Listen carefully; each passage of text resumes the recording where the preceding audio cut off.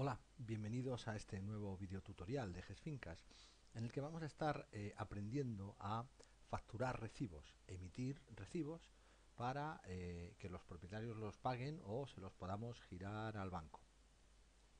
Bueno, pues como siempre, en GESFincas vamos a entrar en el módulo de horizontal y el proceso de facturación de recibos podemos hacerlo desde este icono de acceso directo o, lo que es lo mismo, desde recibos, cálculo e imputación de recibos. En cualquier caso, esto nos lleva a esta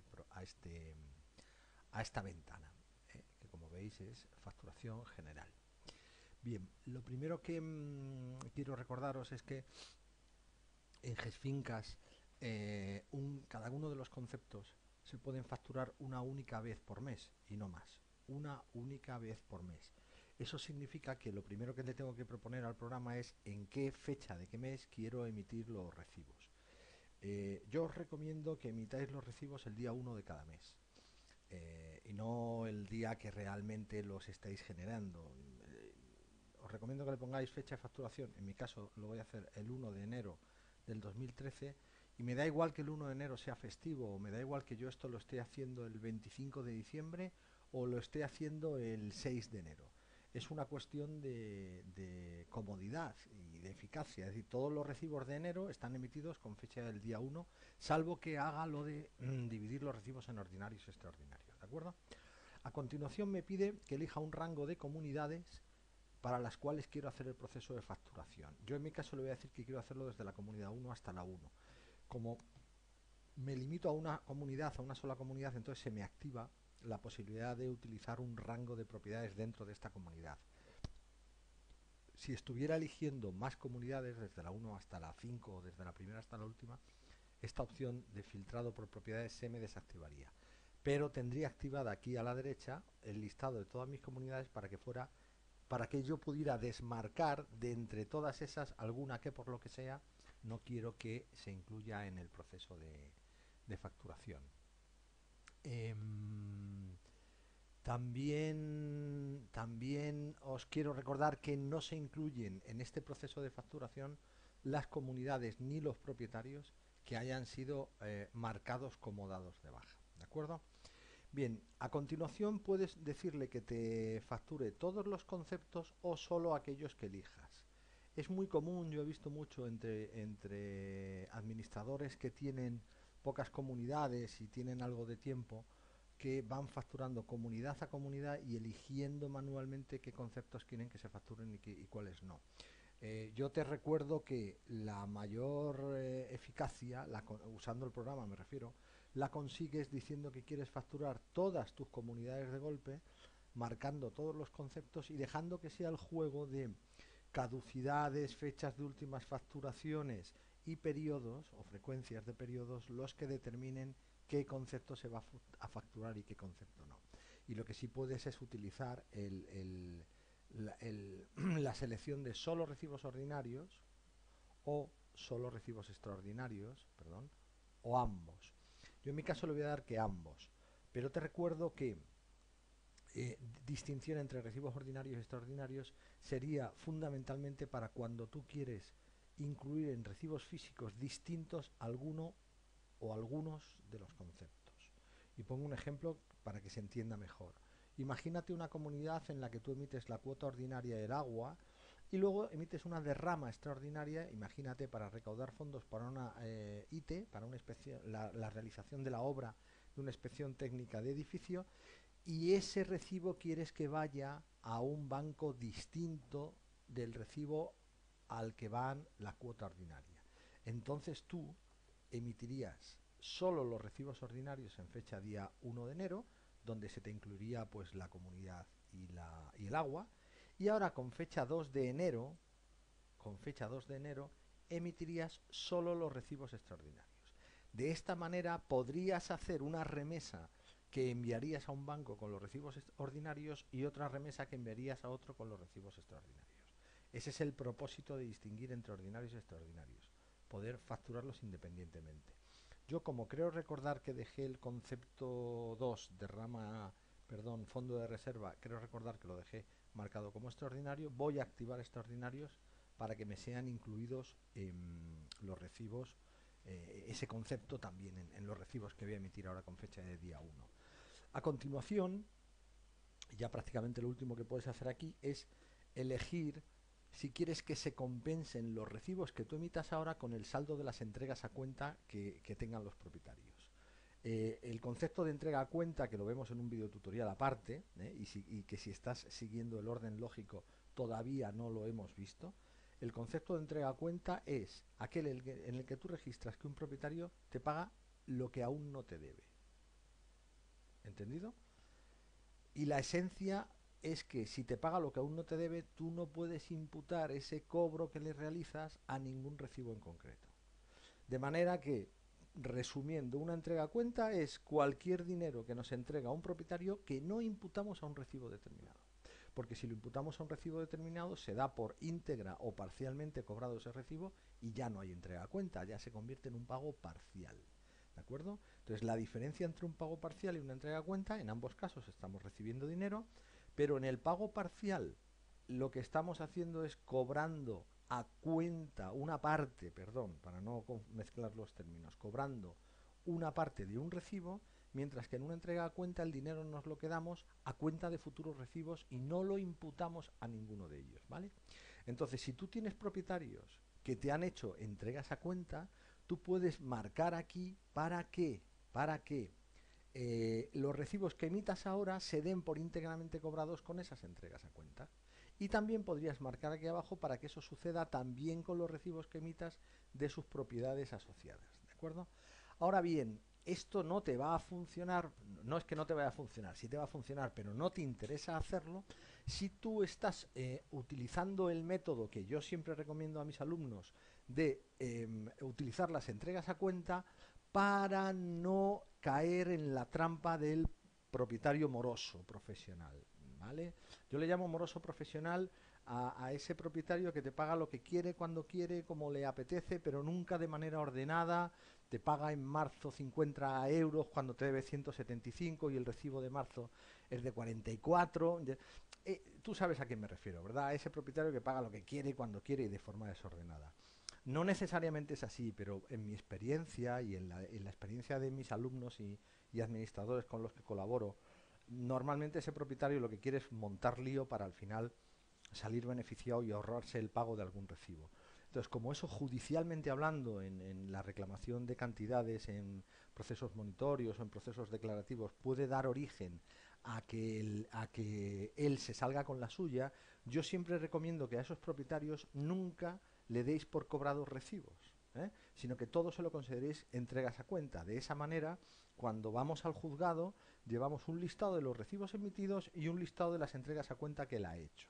Si todas las entregas a cuenta que él pretende acreditar ante el juez están recogidas en ese listado, pues yo lo que estoy reclamando es la diferencia, no estoy reclamando recibos concretos. Y todo esto viene a colación porque yo no sé muy bien por qué corre esa especie de rumor o de bulo de que cuando alguien tiene muchos recibos pendientes y te hace un pago parcial, se lo tienes que imputar al más antiguo. No es cierto, no tienes por qué imputárselo al más antiguo. Bien al contrario, hay un artículo del Código Civil que establece que cuando un único propietario, cuando un único deudor, en este caso dice el Código Civil, tiene diversas deudas de la misma naturaleza, con un único acreedor, es el deudor el que cuando paga puede determinar a qué deuda se imputa el pago. Entonces, que tú imputes cobros parciales a recibos puede significar que lo hagas con un criterio distinto al que el deudor manifestó en el documento de pago, que normalmente será el justificante de ingreso en el banco. En ese caso, como os digo, y esto lo veremos con mayor detenimiento en el proceso de cobro de recibos, en ese caso te decía, yo recomiendo que nunca deis por cobrados recibos del moroso profesional, sino que todo lo consideréis como entregas a cuenta. Pues bien, y retomo la conversación en el punto en que la dejé. Si tú estás siguiendo mis recomendaciones en este sentido, obviamente no puedes marcar aquí compensar los recibos con el saldo de entregas a cuenta, ¿eh? Y si hay otros propietarios en una misma comunidad, hay unos que sí y otros que no, hay unos con los que estás siguiendo ese criterio y hay otros que no, porque sí que es verdad que tienen entregas a cuenta que te interesa compensar, bueno, pues las compensarás luego manualmente, pero no aquí, ¿de acuerdo? Y finalmente tú puedes hacer que se imprima un resumen de la facturación, que eso por defecto viene ya activado y es muy interesante. Y lo último que tienes es imprimir cuotas no facturadas, que lo veremos luego. Este es un método muy muy útil para cuando algo que tú quieres que se incluya en la facturación no está incluido, ver por qué no está incluido, porque el programa te lo va a explicar, ¿de acuerdo? Bueno, pues yo ya no hago nada más, simplemente acepto, hago clic aquí en procesar o aceptar, y él está trabajando, y como dejé marcado aquí imprimir resumen de la facturación, él me muestra este resumen donde me dice que la comunidad número 1 ha facturado por la cuota 1, veis que es a dos líneas, a dos renglones, por la cuota 1 6.546, que es la cuota mensual, por la cuota 2, que es el fondo de reserva, 1.908, 3, 4, 5 y 6 no tienen cuotas, no tienen importes, la cuota 7, que es el agua, 1.002,61, que es el agua que incorporamos por el proceso de lectura de disquetes en un video tutorial anterior, y los demás conceptos no tienen importe, con lo cual el total que yo facturo es de 9.457 euros. Si estuviera facturando más comunidades, aquí debajo del 1 me aparecería un 2 y me aparecerían los importes de esa comunidad 2, una raya, el 3 y los importes de la comunidad 3. Como estoy facturando un único concepto, me aparece, perdón, una única comunidad, me aparece solamente esta comunidad, ¿vale? Bien, ¿qué sucede si yo por error intento facturar por segunda vez? Lo hago y fíjate, me dice que no se ha hecho la facturación y que compruebe por qué. En este caso, si yo no sé por qué, es cuando me viene al pelo utilizar imprimir cuotas no facturadas, porque si lo vuelvo a intentar, me dice que ya el propietario ya está facturado. Me dice, mira, comunidad 1, propietario 1, cuota 0, propietario ya facturado. Cuota 0 significa que afecta al propietario, no las cuotas. Si no, aquí me pondría cuota 7, por ejemplo, y me diría cuota caducada a nivel comunidad, o cuota caducada a nivel propietario, o última facturación más periodo no coincide con el mes a facturar. Es decir, me explicaría el motivo por el que no se está incluyendo la facturación. Si aquí hay algo mal hecho, yo puedo desde aquí acceder a la ventana cuotas para seleccionar mi comunidad y alterar lo que tenga que alterar. Y también puedo desde aquí, y esto es muy muy útil y muy interesante, hacer un listado detallado de la facturación, porque lo que hemos hecho ha sido un simple resumen. Aquí puedo hacer un listado más detallado. Como veis, son varios los modelos de listado. Yo no te los voy a explicar todos porque nos llevaría demasiado tiempo y no ese es el propósito del tutorial.